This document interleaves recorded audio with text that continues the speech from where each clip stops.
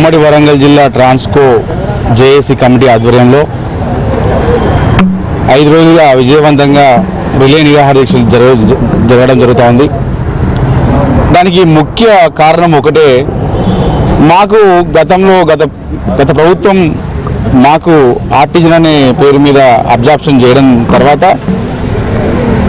మాకు కావాల్సిన ఏదైతే విద్యార్హతతో కూడిన పోస్ట్ రాలేదని మేము ఆందోళన చేస్తూ ఉంటే మా బట్టి విక్రమార్క గారు ఇప్పుడు ప్రజెంట్ ఆర్థిక మంత్రి మరియు విద్యుత్ శాఖ మంత్రి డిప్యూటీ సీఎం గారు అసెంబ్లీలో ఫ్లోర్ లీడర్గా ఒక మాట చెప్పి ఆపోజిషన్ లీడర్గా విద్యుత్ ఉద్యోగులను రెగ్యులర్ చేసినామని చెప్తున్నారు. అదంతా తప్పు అని కూడా క్లియర్గా చెప్పడం జరిగింది. అదేవిధంగా వాళ్ళకి న్యాయం జరగాలని కూడా ముక్త కంఠంతో ఆ రోజు అసెంబ్లీలో చెప్పడం జరిగింది. కానీ అటు పిమ్మటి ఇప్పుడు కాంగ్రెస్ ప్రభుత్వం ఏర్పడిన తర్వాత మేము అనుకున్నాం అందరం కూడా, మన అదృష్టవశాత్తు అసెంబ్లీలో మనకు అన్యాయం జరిగిందని చెప్పినటువంటి బట్టి విక్రమార్క గారు మన శాఖకు మంత్రి అయిండు, ఆర్థిక శాఖ మంత్రి అయిండు, డిప్యూటీ సీఎం అయిండు. మనకు న్యాయం జరుగుతుందేమో ఇప్పుడైనా అని మేమందరం కూడా ఆశించినాం. కానీ ప్రభుత్వంలోకి వచ్చాక మినిస్టర్ అయ్యాక సార్ ఒక మాట అన్నారు, ఆర్టిజన్ అంటే ఏంటిది, ఎవరు వాళ్ళు అని అడిగిండు.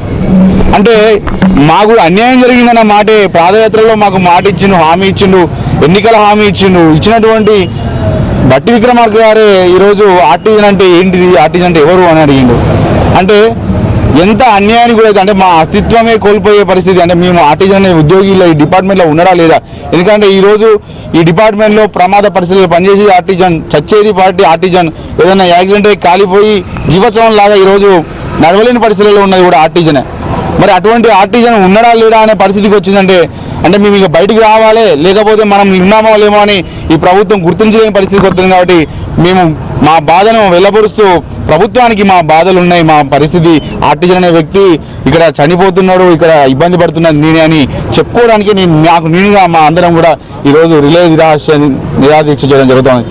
మేము ఒకటే అడుగుతున్నాం, మాకు విద్యార్హతను బట్టి ప్రమోషన్ ఇవ్వండి.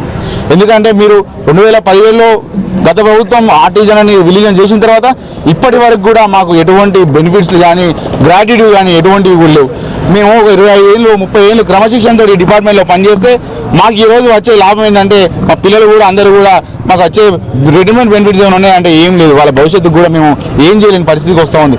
ఒక సీనియర్ ఉద్యోగి రిటైర్మెంట్ అయితే ఈరోజు అదే మా సంస్థలో నా పక్కపండి పనిచేసే ఉద్యోగి ఏమో 30 లక్షలు 40 లక్షలు తీసుకుంటా ఉంటే మేము కనీసం వేలలో కూడా వచ్చే పరిస్థితి లేదు. మేము అడిగేది ఒక్కటే, సబ్స్టేషన్లో 4 పనిచేస్తున్నాం, ఒక ఆయనకేమో 3 లక్షల జీతం వస్తుంది, మాకేమో 20,000 10,000 అని వేలలో జీతం వస్తుంది. అంటే ఇంత ముగ్గురికి 4 కాదు 5 వచ్చే జీతం ఒకరికి వస్తుంది. ఒక దగ్గర సేమ్ పని చేస్తున్నాం, మరి ఒకే పని చేస్తూ ఒకే దగ్గర పని చేస్తున్నాం. మాలో ఇంత వ్యత్యాసాలు ఎందుకు? ఈ వ్యత్యాసాల వల్ల ఈ ప్రభుత్వానికి యాజమాన్యానికి వచ్చే గొప్ప పేరైంది.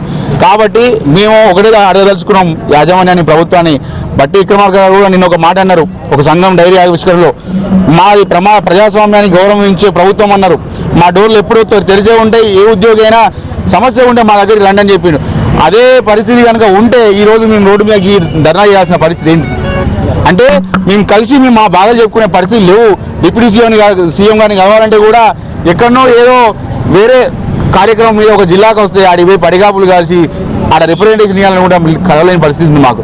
కాబట్టి మేము అనేది ఏంటంటే, ప్రజాస్వామ్యం ప్రకారం మీరు గౌరవిస్తూ అంటున్నారు కాబట్టి ఇంత 2,000 మంది కుటుంబాలు ఇక్కడ రోడ్డు మీద ఉన్నప్పుడు మీరు మా సమస్యను వినడానికి మమ్మల్ని ఆహ్వానించే పరిస్థితి ఉండేవి. ఎందుకంటే మీరు ఇన్ని సంఘాలు డైరీ ఆవిష్కరణ అంటే కూడా మీరు హాజరు కాలేదు. ఏకైక నిన్న ఒక రోజు అటెండ్ అయ్యారు. అక్కడ కూడా మీరు ఏమన్నారు, ప్రతి సమస్య గురించి మా దగ్గర తీసుకురన్నాను. మేము ఇక్కడ ఈ వేదిక ద్వారా మీడియా ద్వారా మేము ఒకటే అడగదలుచుకున్నాం, ఆర్టిజన్ అనే వ్యక్తి కన్వర్షన్ వచ్చే విధంగా మీరు ఏ చర్యలు తీసుకుంటూ మీరు వివరణ ఇవ్వండి. ఎందుకంటే ఇటీవల కాలంలో ఆర్టిజన్ అనే వ్యక్తి అంటే ఏంటి అని అడిగారు. కాబట్టి మా సమస్యల మీద ఒక రివ్యూ మీటింగ్ పెట్టి మా సమస్యలు త్వరగా పరిష్కరించే విధంగా మీరు చూడాలని కూడా డిప్యూటీ సీఎం గారిని కోరుతున్నాం. అదేవిధంగా ముఖ్యమంత్రి గారిని కూడా మా సమస్య మీద డిప్యూటీ సీఎం గారితో ఈ శాఖతోటి కొంచెం రివ్యూ చేసి ఈ ప్రాబ్లం అనేది సాల్వ్ చేయాల్సిందిగా కోరుతున్నాము. లేదంటే మాత్రం, ఎందుకంటే మా పరిస్థితి ఏంటంటే ఇప్పుడు చావడం మేమే, క్షతగాత్రులాగా బతకడం మాదే అవుతుంది. కాబట్టి మేము ఉపేక్షించే పరిస్థితి లేదు. మాకు కన్వర్షన్ వచ్చే వరకు ఉధృతమైన పోరాటం చేస్తాం. రాబోయే రోజులలో విద్యుత్ సౌధ ముట్టడి కానీ అవసరమైతే అసెంబ్లీ ముట్టడి కూడా చేయాల్సిన పరిస్థితులు కూడా వస్తాయని హెచ్చరిస్తూ దయచేసి మా అర్ధాకలిని మా బాధను అర్థం చేసుకొని మా యొక్క కన్వర్షన్ డిమాండ్ను సాల్వ్ చేయాలని కూడా ప్రత్యేకంగా కోరుతూ థ్యాంక్ యూ వెరీ మచ్. నా పేరు కందికొండ వెంకటేష్, జేసీ కన్నడం. ఆర్టిజన్ కార్మికులను గత ప్రభుత్వము పూర్తి స్థాయిలో రెగ్యులర్ చేయకపోవడం వలన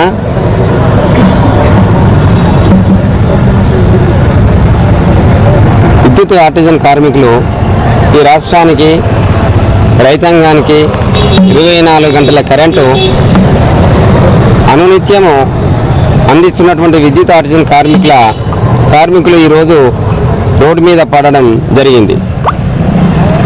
ఇప్పుడున్న ఉన్న గౌరవనీయులు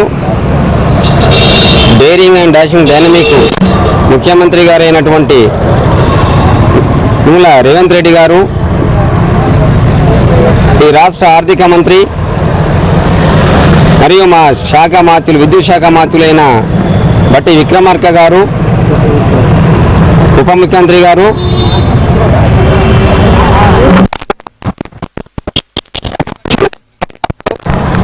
అసెంబ్లీ సాక్షిగా విద్యుత్ ఆర్టిజన్ కార్మికులను పూర్తి స్థాయిలో రెగ్యులర్ చేయలేదని చెప్పడం యావత్తు తెలంగాణ రాష్ట్రానికి తెలుసు.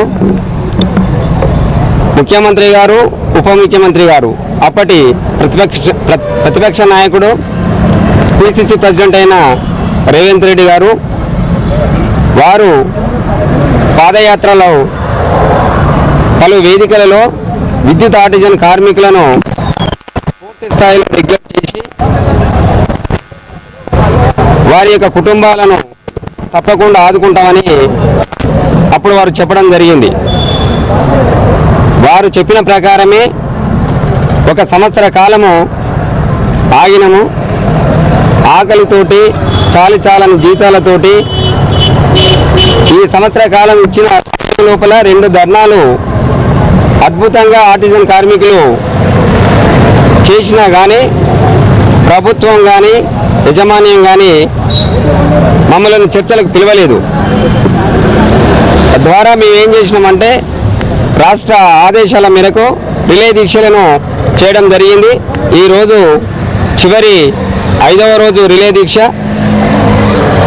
మీరు మమ్మల్ని ఇక ముందు రోడ్డు మీదకి రాకుండా మా రాష్ట్ర నాయకత్వాన్ని పిలిచి చర్చల ద్వారా మా చిరకాల కోరిక ఏదైతే ఉందో ఆర్టిజన్ కన్వర్షన్, విద్యా అర్హతతో కూడిన కన్వర్షన్ చర్చల ద్వారా పరిష్కారం చేయవలసిందిగా 20,000 మంది ఆర్టిజన్ కార్మికులు ఈ వేదిక నుండి కోరుచున్నారు. సార్, మీరు గనక మా చిరకాల కోరిక నెరవేర్చినట్లయితే ఇప్పుడు ఏ విధంగా అయితే ఈ సంస్థను నమ్ముకొని పనిచేస్తున్నామో అంతకు రెట్టింపుతోటి ఈ సంస్థకు సేవ చేయడానికి 20,000 మంది కార్మికులను సిద్ధంగా ఉన్నాం. సార్, మీరు కన్వర్షన్ చేయడం ద్వారా మీకు ఎలాంటి ఆర్థిక భారం పడదు. ఎందుకంటే దాదాపుగా ఈ 20,000 మందిలో 10,000 మంది 55 నుండి 60 ఏళ్లకు పైబడి ఉన్నారు. సార్, కాబట్టి తప్పకుండా మా యొక్క కోరికను కన్వర్షన్ ద్వారా నెరవేర్చాలని ఈ సందర్భంగా కోరుకుంటున్నాను. సార్, దయచేసి మీరు చేసి మా యొక్క కుటుంబాలు రోడ్డు మీద పడకుండా ఉండాలని ఈ సందర్భంగా తెలియజేస్తున్నా. సార్, నా పేరు Bandaru Ailaiah Yadav, JC chairman. Artisan కార్మికుల ఐక్యత. ఆర్టిజన్ వద్దురా, ఆర్టిజన్ వద్దురా, ఆర్టిజన్ వద్దురా, ఆర్టిజన్ కార్మికులు వెంటనే, ఆర్టిజన్ కార్మికులు వెంటనే, ఆర్టిజన్ కార్మికులు వెంటనే.